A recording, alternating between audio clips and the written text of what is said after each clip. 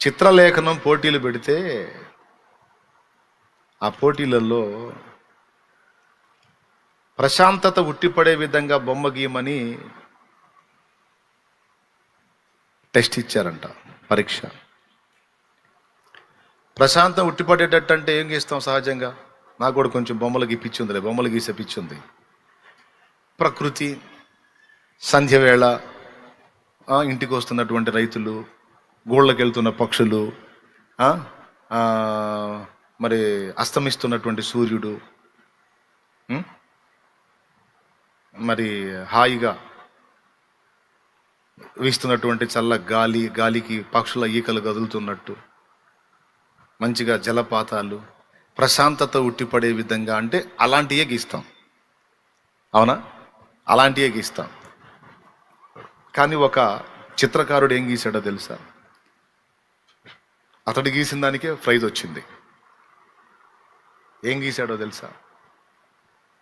ప్రచండంగా రౌద్రంగా ఎగసిపడుతున్న అలలు, కెరటాలు గీశాడు. సముద్రంలో కెరటాలు గీశాడు. అవి చూస్తేనే అల్లకల్లోలంగా ఉన్న సముద్రం అర్థమవుతుంది. ఆ కెరటాలు వచ్చి ఆ సముద్రపు ఒడ్డునున్న ఒక బండను ఢీ కొడుతున్నాయి.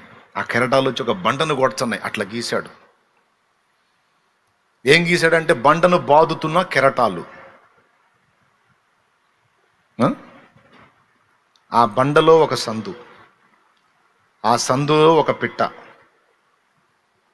నిమ్మళంగా కూర్చోవటం వేశాడు. దానికి వచ్చింది ప్రైజ్. ఎందుకంటే ప్రశాంతత ఉట్టిపడే విధంగా రెండు చూపించాడు అక్కడ. సముద్రపు అలలు, కెరటాలు చూస్తే ప్రశాంతత కాదు, భీతి గొలిపే విధంగా ఉంటాయి. అవి అలాగూ లేచి వచ్చి అలలు రాతిని కొడుతున్నప్పుడు ఆ దృశ్యం ఒకసారి ఊహించండి. ప్రశాంతత ఉంటుందా? ఉన్న ప్రశాంతత పోయిద్ది. అది చూస్తే ఉన్న ప్రశాంతత పోయిద్ది. కానీ అవి కొడుతుంది దేన్ని? రాతిని. రాతిలో ఏముంది? చిన్న రంధ్రం ఉంది. ఆ రంధ్రంలో ఏముంది? పెట్టు ఉంది. అది ఎలా ఉంది? ఆందోళనగా లేదు. కడలి కెరటాలు ఎంత బాదుతున్నా దాని గూడు రాతిలో నిర్మించబడినందున దాని ఫీలింగ్ ఏంటో తెలుసా? కెరటాలు ఈంతున మొదలు పెట్టుకొని ఉదయం నుండి సాయంత్రం వరకు, సాయంత్రం మొదలుకొని తెల్లవారు వరకు మీరు ఎంత కొట్టినా ఈ రాయి పగిలేది లేదు, నాకు హాని జరిగేది లేదు. ఇది బండ.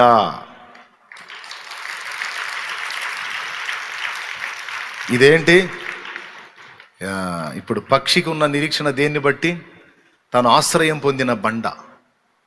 ఓకే, ఇప్పుడు అదే గువ్వవి నువ్వు అనుకో, అదే పక్షివి నువ్వు అనుకో. నువ్వు ఆశ్రయించిన బండ ఒకటి ఉంది. నేను ఆశ్రయం పొందినవాడు కూడా బండ. ఇశ్రాయేలును వెంబడించిన బండ, ఆ బండ క్రీస్తే. ఆయనలో ఉన్నాను నేను. నా ప్రశాంతతకు ఢోకా లేదు. ఎలాంటి విపత్తు కూడా తప్పించుకోవడానికి ఐడియా ఇస్తాడు. స్టార్టింగ్లో మనం టెన్షన్ పడినా తర్వాత మోకాళ్ళు వేసేది ఖాయం, దేవుడు ఆలోచన చెప్పేది ఖాయం. ఎందుకంటే మనకు ఆయన ఉన్నాడు కాబట్టి. కానీ అన్యుడికి లేదు. బీపీ పెంచుకోవటమే, నరాలు పగలటమే. దేవునికి స్తోత్రం. కానీ మనకి దేవుడు ఉన్నాడు. దేవుణ్ణి ఎరిగి, దేవుణ్ణి హత్తుకొని, దేవుని మీద హృదయాన్ని ఆనుకోన చేసిన వాళ్ళందరికీ దేవుడు ఉన్నాడు కనుక సమస్య వచ్చినప్పుడు టెన్షన్ పడిన తర్వాత దాని నుంచి బయటపడటానికి కావలసిన ఆలోచన నా దేవుడు ఇస్తాడు. లోకంలో అన్యులు అంటారు, అన్యులకి ఎంత భరోసా ఉందో చూడండి. ఇక దేవుణ్ణి ఎరిగిన మనకి ఇంకా ఎక్కువ భరోసా ఉంటుంది. ఏంటో తెలుసా? 100 కోటి దరిద్రాలకు అనంత కోటి ఉపాయాలంట. తమ్ముడు కాళ్ళముడు, 100 కోటి దరిద్రాలకు అనంత కోటి ఉపాయాలు వాళ్ళు చెప్పుకుంటారు ఆదరణ కోసం. ఏ ఆదరణ లేని వాడికి అంత భరోసా ఉంటే జీవము గల దేవుణ్ణి కలిగిన మనకెంత భరోసా ఉంది? కాబట్టి నీకు ఒకవేళ 100 కోటి సమస్యలు వస్తే వాటికి అనంత కోటి పరిష్కారాలు నా దేవుని దగ్గర ఉన్నాయి. చక్కని ఆలోచన చెప్తాడు. మనం ఆయన ఆశ్రయిస్తాం. ఎందుకంటే మన హృదయం ఆయన మీద అనుకుంది. మనం ఆయన ఆశ్రయించిన వాళ్ళం. మన మైండ్ అంతా ఆయనే. కాబట్టి ఐడియా. ఏం టెన్షన్ పడుతున్నావా ఎట్లా చేయాలని? నేను చెప్తా, చెయ్యి అని ఐడియాస్ ఇస్తాడు.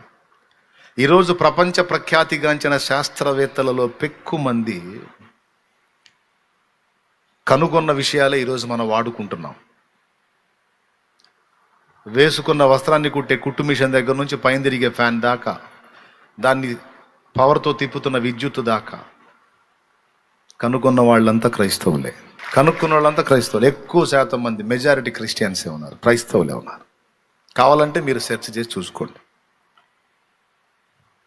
అంటే భూమి మీద బతకడానికి అనువైనటువంటి వనరుల కోసం వాళ్ళు దేవుడిని ఆశ్రయించారు. దేవుడు ఒక బల్బు వెలిగించాడు, నిజంగానే bulb వెలిగించాడు Thomas Alva Edison.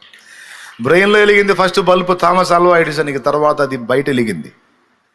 First బ్రెయిన్లో వెలిగించిన వాడు దేవుడు. ఆ జ్ఞానం ఆయనే ఇస్తాడు. బ్రతకడానికి నీకు కావలసిన వనరులు, ఆ సౌకర్యం కోసం కావలసిన జ్ఞానాన్ని నీకు ఇస్తాడు ఆయన. కంప్యూటర్ కనుక్కున్న దగ్గర నుంచి, గ్రాహం బెల్ దగ్గర నుంచి అన్ని రకాలు చూడండి. ఫోన్ కనుక్కున్న గ్రాహం బెల్, ఈరోజు ఫ్లైట్లో తిరుగుతూ ఉన్న రైట్ బ్రదర్స్ చూడండి, అన్నీ. రైల్ ఇంజిన్ కనుక్కున్నాడు, ప్రింటింగ్ మిషన్ కనుక్కున్నాడు గూటెన్బర్గ్, క్యాలిక్యులేటర్ కనుక్కున్నాడు. మొత్తం దేవుని పెట్టలే. ఇక వేస్తాడు, ఆ కుప్ప వస్తే చూడండి. కుట్టు మిషన్ కనుక్కున్నాడు, బల్బు కనుక్కున్నాడు, ఏమండి, అదిగో టేప్ రికార్డు, రేడియో రికార్డింగ్ అంతా కనుక్కున్నాడు. ఇదేంటి డీజిల్ ఇంజిన్, రాకెట్, కెమెరా,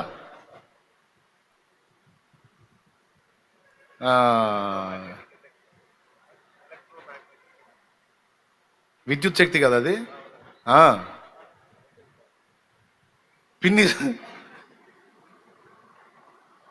పిన్నీస్తో సహా ఫ్యాన్, సీలింగ్ ఫ్యాన్ చూడండి. టెలిస్కోప్, అవును, థర్మామీటర్. ఐజాక్ న్యూటన్ ఆయన ఫాదర్ ఆఫ్ ఫిజిక్సా? దేవునికి స్తోత్రం కలుగును కాక. ఇప్పుడు మీరు చూస్తే చాలాసేపు వస్తాయి అవి. ఎందుకు? అన్ని కనుక్కున్నారు వాళ్ళు. ఈ జ్ఞానం ఇచ్చింది ఎవరు?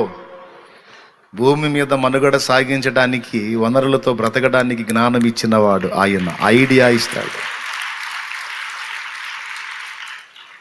చేయి పట్టి వెన్ను తట్టి చక్కని ఆలోచన చెప్పి నడిపిస్తాడు నా దేవుడు శ్రమలోనైనా.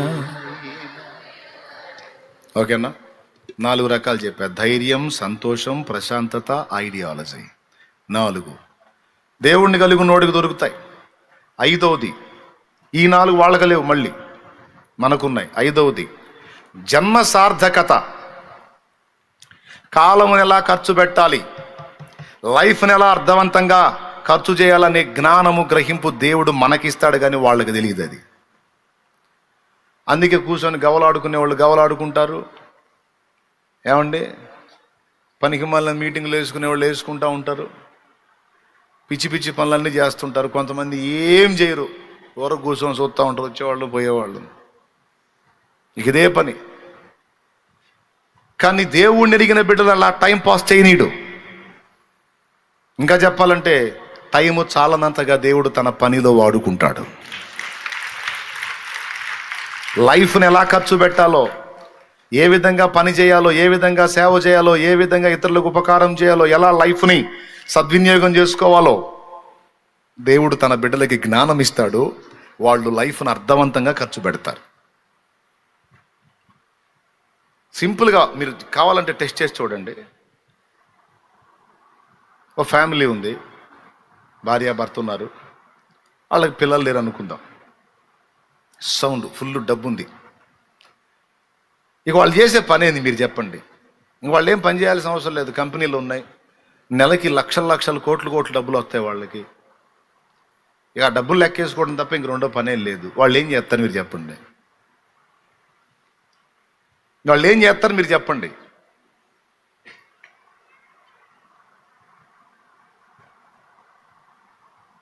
ఏం చేయాలి? పార్టీలు కానీ వాటికని వీటికని తిరిగి కొద్ది రోజులు ఖర్చు పెడతారు. కొద్ది రోజులకి అది బోర్ అనిపించింది. ఇంటికాడ కూర్చుంటారు, ఇది బోర్ అనిపించిద్ది. అక్కడ టూర్లు తిరుగుతారు, అది బోర్ అనిపించిద్ది. పొద్దస్తమాన ప్రయాణాలు సీదరు కదా, ఎందులో హ్యాపీ ఉండదు. చివరికి 2 గువ్వల్లా కూర్చుంటారు. అంతేనా, ఇంకేమైనా చేస్తారా? అదే దేవుణ్ణి ఎరిగిన వాళ్ళు అయితే పిల్లలు లేకపోతే అవసరమైతే తెచ్చుకొని పెంచుకొని వాళ్ళకి లైఫ్ ఇస్తారు. లేకపోతే సేవా కార్యక్రమాలు ఏదో దానిలోకి ఇన్వాల్వ్ అయిపోయి, ఎందుకంటే ప్రభు చెప్పినటువంటి మార్గం ఉంది కదా, ఇన్నువల్లే నీ పొరుగు వానిని ప్రేమించు అని. కాబట్టి ఆ లైఫ్ టైముని దేవుని సేవలోను మనుష్య సేవలోను ఖర్చు పెట్టేసి చరిత్ర పుటల్లో నిలిచిపోతారు. అర్థవంతంగా ఖర్చు పెట్టడానికి కావలసిన జ్ఞానాన్ని దేవుడిస్తాడు, కానీ లోకస్తులకు అది లేదు. వ్యర్థంగా టైం గడిపేసుకుని రేపు రిక్త హస్తాలతో నిలబడతారు దేవుని ముందు. కానీ దేవుణ్ణి ఎరిగిన వాళ్ళని అలా టైం వేస్ట్ కానివ్వడు దేవుడు. నీ బ్రతుకును నువ్వు ఎలా సార్థకం చేసుకోవాలో, దాన్ని అర్థవంతంగా ఎలా ఖర్చు పెట్టాలో, ఇతరులకు ప్రయోజనకరంగా, ఇతరులకు దీవెనకరంగా, తన నామానికి మహిమకరంగా నీ లైఫ్ని ఎలా వెచ్చించాలో దేవుడు నీకు జ్ఞానం ఇస్తాడు. అలా అర్థవంతంగా ఖర్చు అయ్యేటట్టు చేస్తాడు. ఇక వాళ్ళని చూసి వీళ్ళని చూసి మీరు వాళ్ళతో నన్ను పోల్చొద్దు. సిరి ఎంత కుప్పేసినా అది మనకి దేవుణ్ణి తెచ్చి ఇవ్వదు. కానీ దేవుణ్ణి ఒక్కని మనం కలిగి ఉంటే ఈ లోకంలో ఘనమైన సిరి మొత్తాన్ని తెచ్చి నీ పాదం కింద పెడతాడు ఆయన, నీ కాళ్ళ కింద పెడతాడు దేవుడు. కాబట్టి ఇప్పుడు ఎవరు గొప్ప? సిరి గొప్ప, దేవుడు గొప్ప? దేవునికి స్తోత్రం కలుగును గాక. కాబట్టి మొట్టమొదట కొంతమంది హృదయాలేమో శరీరాలను ఆధారం చేసుకుంటే, కొంతమంది హృదయాలేమో డబ్బును ఆధారం చేసుకుంటాయి. మరి కొంతమంది హృదయాలు మరి వేటినో ఆధారం చేసుకుని ఎక్కువ ప్రయారిటీ వాటికి ఇస్తారు.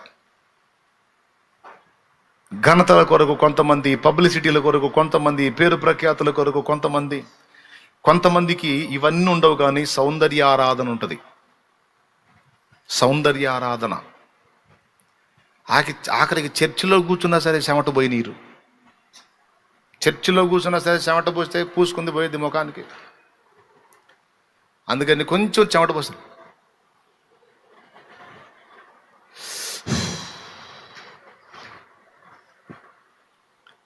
దేవుని సన్నిధిలో కూర్చున్నా సరే ఆరాధించేటప్పుడు కూడా గ్లామర్ ఎఫెక్ట్ కావద్దు. అందుకని ఎక్కువ కొట్టరు చప్పట్లు, ఎక్కువ కొడితే చెమట పోసింది, పూసుకుంది పోయిద్ది. అందుకని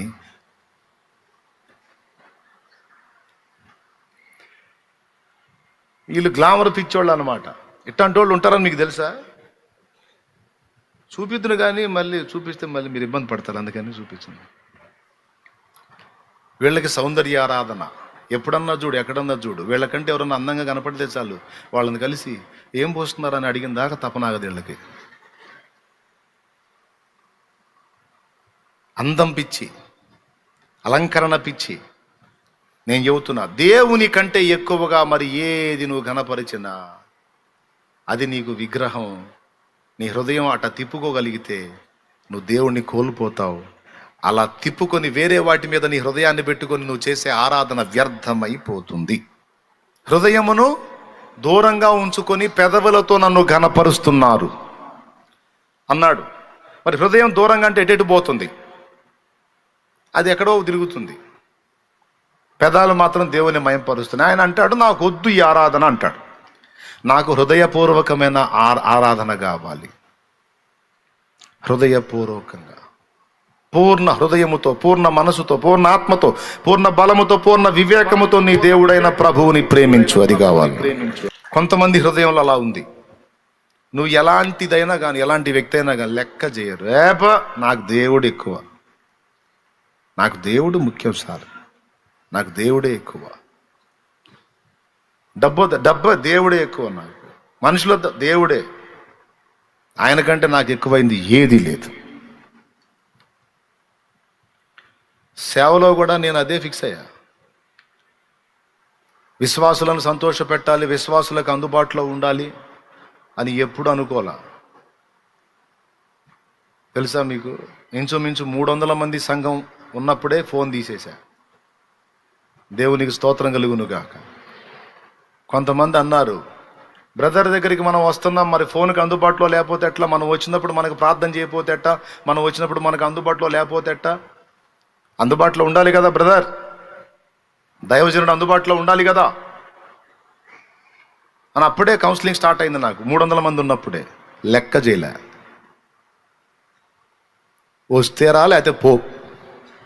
నేను నీకు కాదు అందుబాటులో ఉండాల్సింది. నువ్వు బాగుపడాలంటే నేను దేవుడికి అందుబాటులో ఉండాలి. నేను దేవునికి అందుబాటులో ఉండి దేవుని పాదాలు పట్టుకొని దేవుని ప్రభావంతో నింపబడితే నేను ప్రకటించే వాక్కులో జీవం ఉంటుంది, అది నీ బ్రతుకుని బాగు చేసిద్ది. నేను చేసే ప్రార్థనలో జీవం ఉంటుంది, ప్రభావం ఉంటుంది, అది నీ శరీరమును స్వస్థపరిచిద్ది, నీ దేహానికి మేలు కలిగించిద్ది. ఇదంతా ఆయన ఇచ్చినటువంటి కృపలో ప్రభావంలో ఉంటుంది, అది నేను అక్కడ పొందుకోవాలి. నేను దేవుడికి అందుబాటులో లేకుండా నీ భజన చేసుకుంటా నీ చుట్టూ తిరిగితే నీకు ఏం దక్కదో నాకేం దక్కదు. అందుకే నేను ఎవరికి అందుబాటులో ఉండాలి? విశ్వాసులకా దేవుడికా? నంబర్ 1 దేవునికి అందుబాటులో ఉండాలి. నంబర్ 2 విశ్వాసులు. అది ఫిక్స్ అయిపోయి అప్పుడే తెగించి ఓ పని చేసేటట్టు దేవుడు కృపనిచ్చాడు.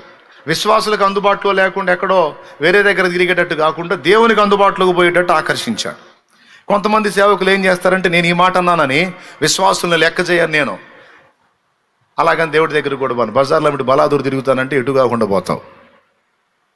పాస్టర్లో చెప్తున్నా, మళ్ళీ ఈ మాట తీసుకొని విశ్వాసులు తోసేస్తారు. అందుకని విశ్వాసులకు దూరం అయితే నువ్వు దేవునికి దగ్గరలో ఉండాలి. దేవుని దగ్గర నుంచి పక్కకు వస్తే విశ్వాసులకు అందుబాటులో ఉండాలి. ఇటు బిడ్డల్ని బ్యాలెన్స్ చేయాలి, అటు దేవుణ్ణి నంబర్ 1లో దేవుణ్ణి పెట్టుకోవాలి. విశ్వాసులు సాగించుకుంటారు, కొంతమంది అలుగుతారు, ఫీలింగ్ ఇస్తారు, రకరకాలుగా మాట్లాడతారు. పాసిబిలిటీ ఉంటే వెళ్ళు, లేకపోతే చెప్పు ఉన్న సంగతి. నేను దేవునికి అందుబాటులో ఉన్నాను, బాధ్యతలు పెంచి ఉన్నాయి కనుక అర్థం చేసుకోండి, సహకారులను ఏర్పాటు చేశాను, వినియోగించుకోండి.